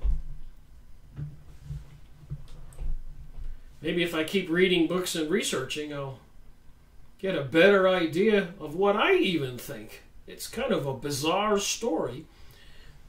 And I've got about 600 hours on YouTube and about 1,000 books. I've got about 200 behind me and 700 or 800 in this office on different bookcases and in the closet and in storage. I keep finding new books. I thank people out there who do leave comments and share more material with me. So back to this book, page 277, and this story about this Ark of the Covenant that apparently is a box for God, the Lord of these Jewish people, who are bent on bringing us this new world order, all these secret societies with the symbol with the eye, bringing us Emmys, Grammys, satanic halftime shows. That one event in 2014, Eurovision, like the American Idol singing contest in the USA. And the winner was Conchita Wurst. Conchita is a female part, Wurst is a sausage, a male part. Had the face like Jesus and the body of a woman in a silky dress. Masculine versus the feminine. And remember, all the pictures of the devil, the demons, are androgynous, a male and a female. And think about transgenderism and the whole gay pride parade and marriage and all that going on. This stuff is all connected. These beings on this other side of the veil exist. The channeled material. Trying to sort it out is a little bit mind-boggling, you think? According to the Bible, 40 years were spent in the wilderness, years during which the Israelites learned that it was in their interest to follow Moses' advice to the letter. Thereafter, under his leadership and with the help of the ark, they successfully subdued the fierce tribes of the Sinai Peninsula, conquered Transjordan, spoiled the Midianites, and generally laid waste to all those who opposed them. So these secret society, these even Jesuits, Zionists, Kabbalists, generally laid waste to all those who oppose them. President Kennedy warned us. He said, secret societies are repugnant to the American way of life, and I intend to expose them. And I showed you the Ark of the Covenant in the Freemasonic Bible. And President John Kennedy was killed in a Masonic Delaney Plaza. Generally laid waste to all those who oppose them. That's part of the prophecy, even in the Protocols of Zion. And apparently the United States government has ordered 30,000 guillotines. So people who do not swear allegiance to this Antichrist being, apparently the preferred way to dispose of them or kill them is by beheading them. Remember the Inquisition? Could such a horrible thing come to planet Earth again? Look at World War I, World War II, 9/11, even the siege on Syria today, the relentless bombing trying to destroy that country for so long. And then the battle between the USA and Russia over Syria, and the threats even from China over the currency. This isn't two worlds we live in. This is all one big battle coming up at us like a freight train, in my opinion. And I think the power is in the belief in God and how you think and having some faith in God. And again, I didn't start this research to become a preacher. I had no idea when I started this where it would take me. Go back and watch series 1, 2, 5. I didn't know who the Illuminati were. I was reading these books. I didn't even know what those symbols in the Freemasonic Bible were really all about. Okay, finally, towards the end of the 4 decades, so they wandered the desert for 40 years, they pitched their camp in the plains of Moab, opposite Jericho. Just across the Jordan River, the promised land was now in sight. So this being in the box gave them this promised land. And the Jews would have the rest of us believe they are the chosen people by this being they call their Lord. By this time, Moses' brother Aaron had already died and had been replaced in office by the high priest of Eleazar. Meanwhile, Moses himself had been forewarned by Yahweh that it was not his destiny to enter Canaan, and accordingly had invested Joshua, the son of Nun, as his successor. So the being in the box, their Lord, tells Moses it's not your destiny to enter the land of Canaan, the Middle East, which was completely destroyed since 9/11, and they used 9/11 the Hegelian dialectic philosophy, as a method to get the people of the world to accept it, that some Arabs did it so the Arabs could be destroyed. Such a grand deception. So if that's what they did, and this stuff is all connected, what do you think is going to happen next? And I'm convinced you can't fight this. You can only fight it with your spiritual battle. Everybody has a side to choose. You can join the transgenderisms and all these people that want to destroy and discredit Christianity. You can join them, or you can choose not to join them.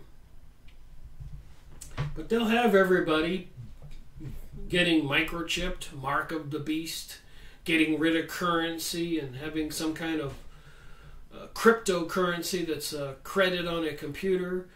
And if they want to, they can just turn off your credits and you can be penniless in a day if you don't go along.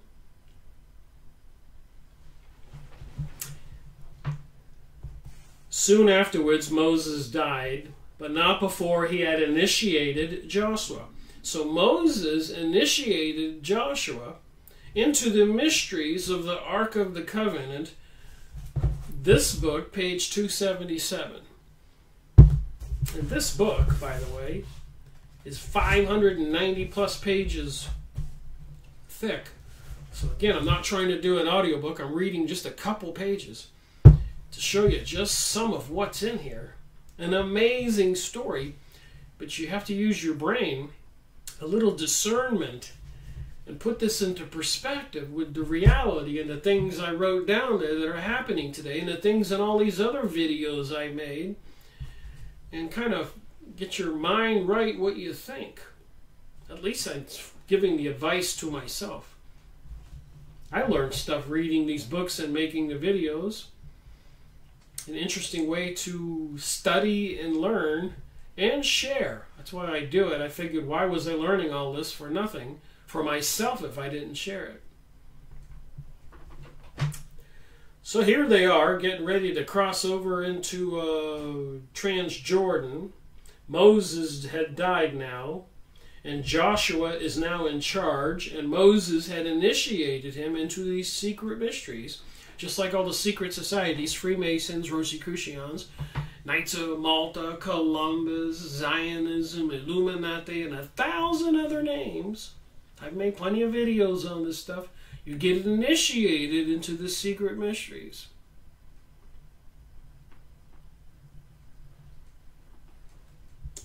What are they teaching?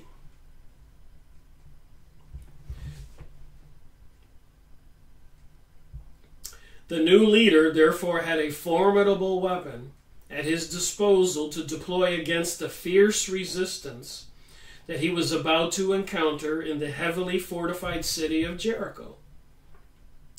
Jericho seemed to know that the ark was a two-edged sword, that if not properly handled, it could harm the Israelites as well as their enemies. Early in the campaign, while he was planning the advance across the Jordan River towards Jericho, he sent his officers throughout the camp to tell the people this: "When ye see the Ark of the Covenant of the Lord your God," so this Ark of the Covenant is of the Lord their God. Now think about that. Would that be my God if I believe in Jesus? Remember, it was the Pharisees and these Jews who crucified and killed Jesus. Because Jesus came from God, was the Son of God, preaching a message those Jews did not want to hear. Not all Jews. Jesus was becoming quite popular, talking to all the Hebrews on the mountains in that area back then, 2,000 years ago. Jerusalem and the surrounding area. Walking on water, raising Lazarus from the dead, and so much more. Multiplying fish and bread and water into wine. So there was some spiritual power here. And Jesus added a commandment that we are to love one another. And apparently these people who want to bring us this globalism, they do not love us, they want to enslave us. FYI. Alright, when ye see the ark of the covenant of the Lord your God, and the priests, the Levites, bearing it, then ye shall remove from your place and go after it. So they're all going to follow the ark into battle. Yet there shall be a space between you and it, about 2,000 cubits. By measure, come not near unto it. Then when all was prepared. So apparently the Ark of the Covenant is now talking to Joshua, giving him some instructions on what to do. Again, I ask, is this their Lord, their God, these people who want to be the aristocrats of the world and bring us this return to some golden age, which apparently is not going to be golden for the rest of us? Go watch the movie Hunger Games. They control Hollywood. And apparently there's some kind of spiritual law that they have to warn people or show people what they're going to do. Like the card game, the Illuminati card game. It depicts all these events, the Twin Towers being blown up, etc. Folding the dollar bill and seeing blown up buildings and dams and stuff like that. Like I said, the more I keep researching and studying, some of it becomes a little more clearer and clearer to me that this thing that a lot of us do not want to accept, it's just too much to believe. Mind-boggling. I guess it's true. And they do plan on a bad day. And if something bad happens and they turn off your electricity and there's no water and no food, they're going to be broadcasting on radio, get on the bus to the FEMA camp.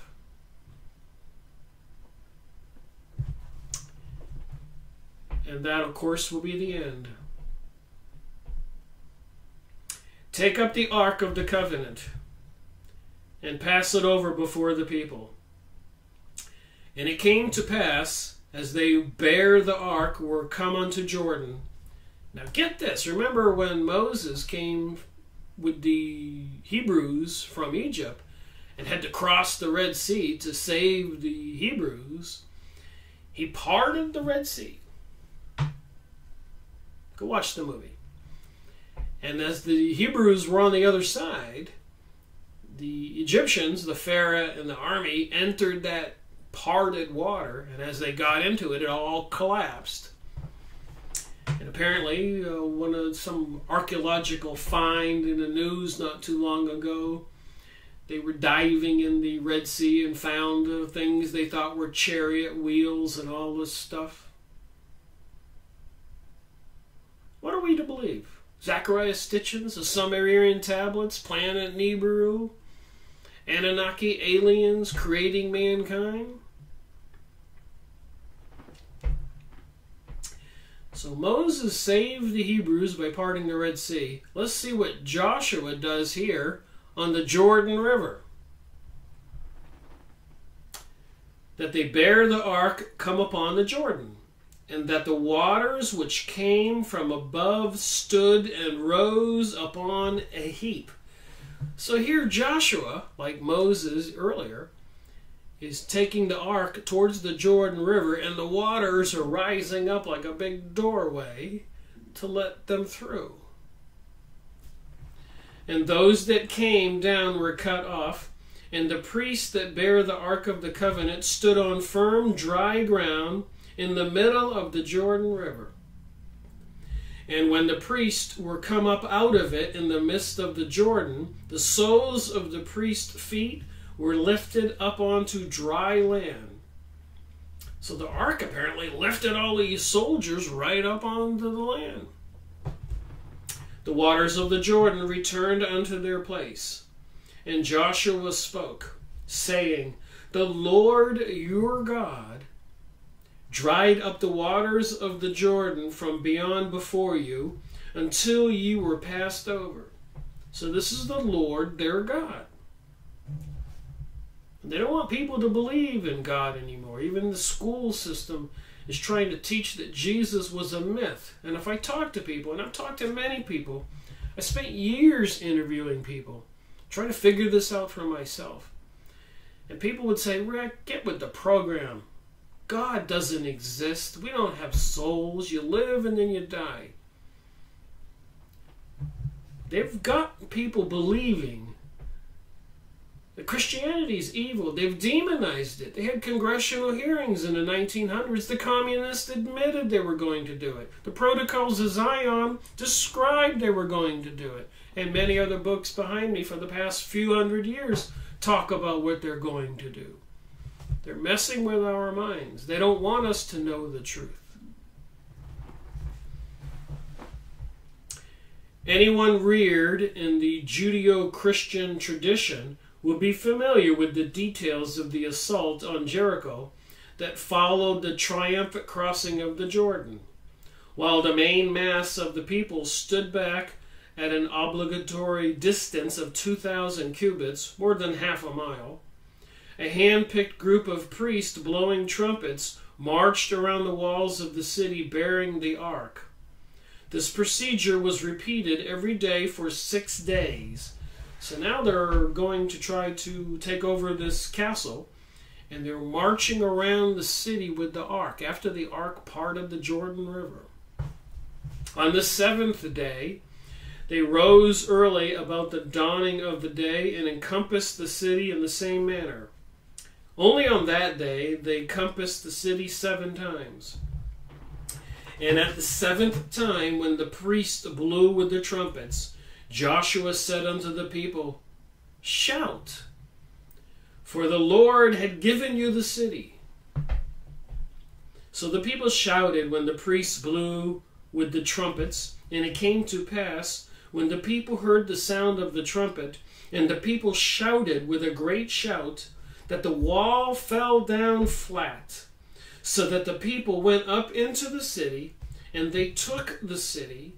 They utterly destroyed all that was in the city. So this deity, Lord, Yahweh, in this box, the Ark of the Covenant, wanted them to destroy the city and all the people. In the wilderness, when it was new, the ark was nigh invincible, and during Joshua's campaign into the promised land, so many people support the creation of Israel. Do they know this story? That the Knights Templar, 1,000 years ago, took over King Solomon's temple, were digging underneath it, looking for the arks like a dog looking for a bone. An ancient mystery religion. So who were the Knights Templars, coming from royal aristocrat families? And these are the people that created the Freemasons, secret societies, Rosicrucians. These people who were taken over by the Illuminati, Rothschild, successor, the banksters, the people causing the market crash today, the people trying to bring us this new age, new world order, cryptocurrency, globalism, and destruction of Christianity. These people, this divine being in this box, gave these people the promised land. What can he do? And apparently it's such a powerful weapon, like we saw in the Indiana Jones movie and the descriptions in the Bible. And another, let me see how many pages, 279, 297. Another 30 or 40 pages of things this box can do with this deity inside. And the next chapter is called Treasures of Darkness. I've been reading that. So during Joshua's campaign in the Promised Land, so now that these people into the Kabbalah, the secret mystery religion, have their country Israel, and after 9/11 and after World War I and World War II, so many powerful people and countries were destroyed. Does anybody believe, after the last 100 years, the efforts that have gone into play to get where they are today, does anybody believe that everybody's just going to surrender and it's not going to happen?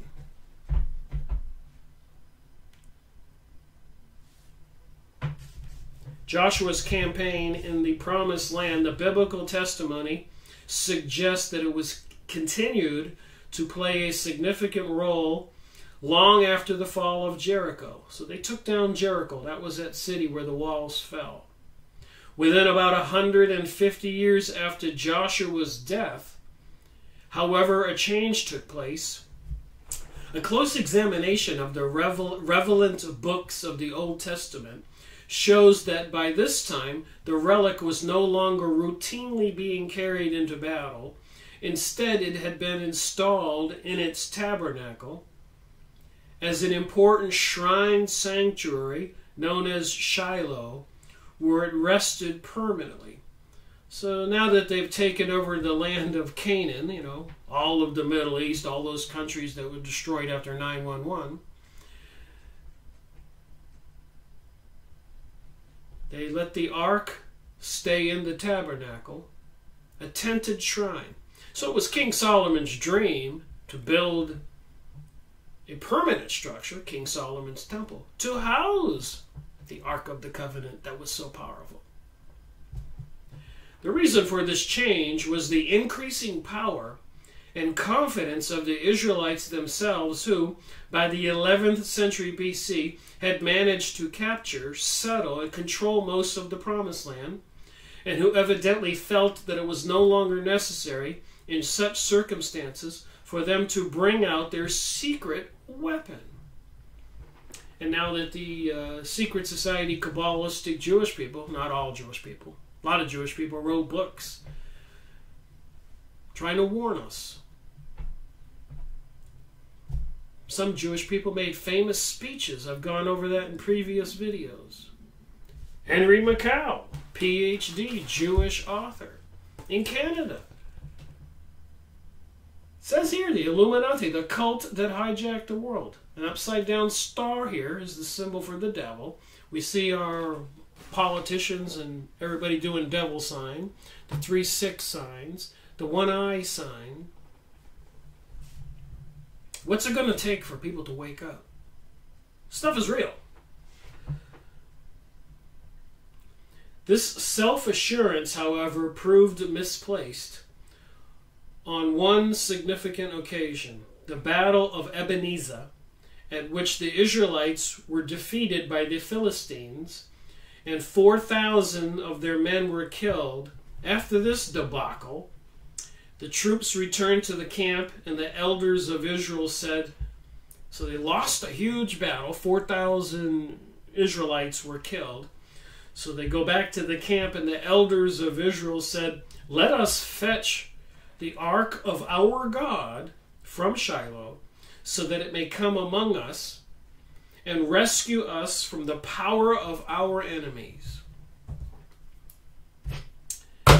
So with that, I'll end this video and ask a question now. With this globalism, things that are happening, stage is being set, everybody knows the stock market's been going up and up and up, and everybody admits there's no sound reason for it other than propaganda, deceiving everybody. How many people have their money and told me their 401ks are great and they're 64 and 65 years old and they're planning for it, and then we see a crash again. And all kinds of other warning signs are out there. How many people don't believe that this globalism is going to be a bad thing? And I read that. Who is your God? Who is the people over there in Israel today? Benjamin Netanyahu. Look up and see what he said in Fink's Bar. They're going to make the rest of us regret not wanting to be their slaves. So who's the enemy here? What do they do to their enemies? They smite us. They hate us. And not all Jewish people. And not all of these people in these secret societies are Jewish. Thank you for watching my video. Rick Miracle reporting. As crazy as it seems to be what it is.